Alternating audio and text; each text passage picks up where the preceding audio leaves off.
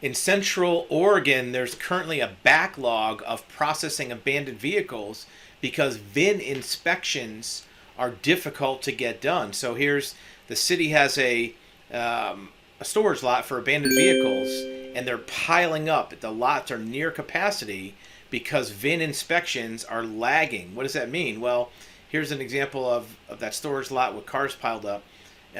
When vehicles are reported as abandoned, one of the first steps is a VIN inspection. And these VIN inspections aren't happening fast enough, according to this article for Willamette Week.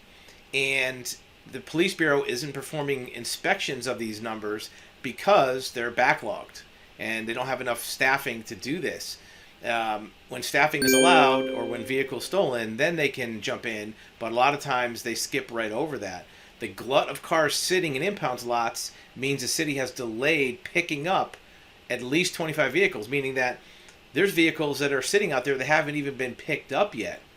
According to the article, VIN inspections aren't the only reason, but there might be other reasons too. But the towing company's lots are at capacity. So if you have an abandoned vehicle, depending on what state you're in, you may have difficulty processing the vehicle as an abandoned vehicle if you can't get a VIN inspection. According to the article, the VIN inspection is a pivotal step of an abandoned vehicle from the roadside.